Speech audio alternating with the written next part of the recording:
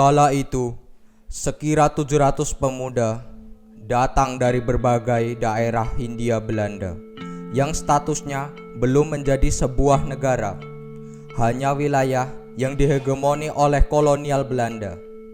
Dengan beraninya membuat suatu kegiatan berkumpul di Batavia pada tanggal 27 sampai 28 Oktober 1928. Lebih berani lagi, para putra-putri yang semula berhimpun dari perkumpulan pemuda etnosentris, sebutlah Yong Java, Yong Sumatranenbond, Yong Bataksbond, Yong Islamitenbond, Yong Celebes, Yong Ambon, pemuda kaum Betawi, ditambah beberapa organisasi kepemudaan yang sudah mengenakan Indonesia sebagai nama payung perkumpulan seperti Perhimpunan Pelajar-Pelajar Indonesia, Pemuda Indonesia, dan perkumpulan lainnya. Mereka berkumpul dan bersumpah untuk menegakkan negara Indonesia. Meski itu tidak secara tersurat dinyatakan apa bentuknya dan bagaimana sistem pemerintahan negaranya yang diciptakan ketika itu hanya dengan ikrar Sumpah Pemuda.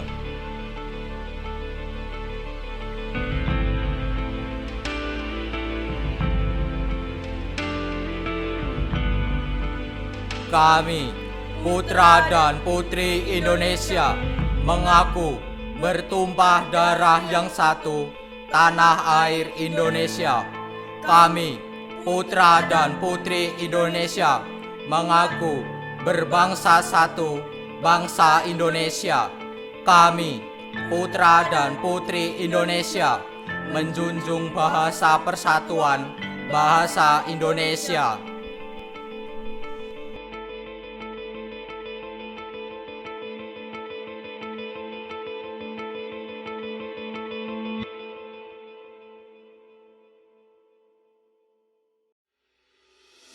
Indonesia sebagai bangsa yang berketuhanan yang Maha Esa meyakini atas kuasa, rahmat, dan karunia-Nya dianugerahi dengan sumber daya yang luar biasa.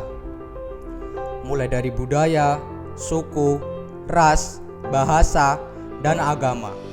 Hidup dalam perbedaan bukanlah sebagai halangan untuk berkreasi bersama.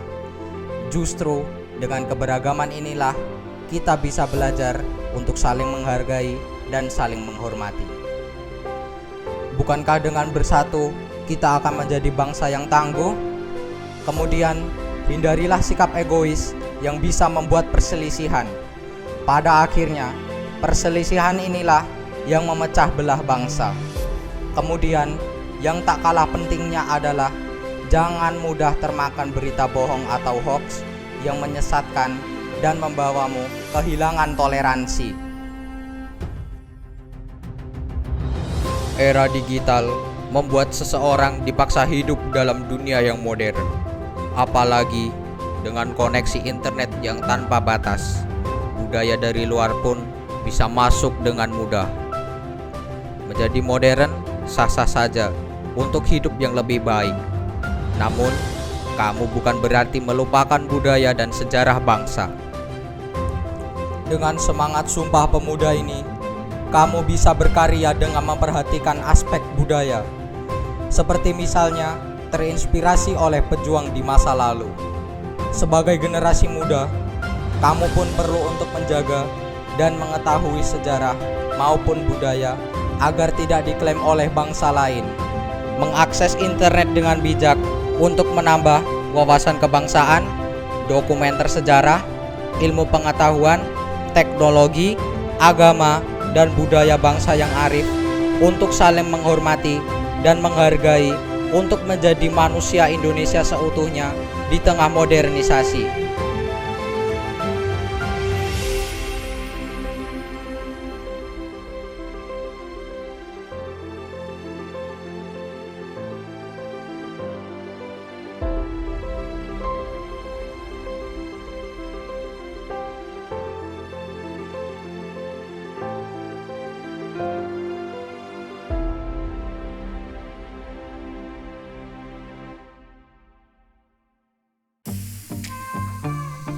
salah satu poin utama dari Sumpah Pemuda di tahun 1928 adalah bagaimana menjadikan bahasa Indonesia sebagai bahasa persatuan. Perkembangan zaman dan teknologi memang memudahkan kita untuk lebih mudah dalam belajar bahasa asing. Hal itu memang tidak ada salahnya. Meski begitu, utamakanlah bahasa Indonesia untuk sarana pemersatu generasi muda. Dengan menggunakan bahasa Indonesia, tentu saja akan membuatmu mudah dalam pergaulan. Kita pun juga merasa satu saudara dengan pemuda lainnya yang berasal dari daerah lain. Selain itu, ketika bahasa daerah terkadang menjadi kendala dalam komunikasi, bahasa Indonesia inilah yang dapat menjadi pemersatu komunikasi masyarakat tanah air.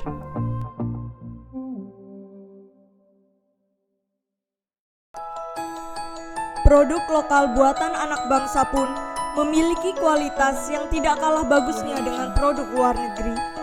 Bahkan bisa jadi kualitasnya lebih baik dari mereka. Dengan menggunakan produk lokal karya anak bangsa, kamu turut berkontribusi bagi negara. Mulai dari menghargai karya anak bangsa, menambah pendapatan negara, turut serta meningkatkan pendapatan bagi pelaku industri kecil tanah air, hingga membuka peluang kerja baru. Keren bukan? Kita sebagai pemuda Indonesia harus bangga menggunakan hasil produksi dalam negeri.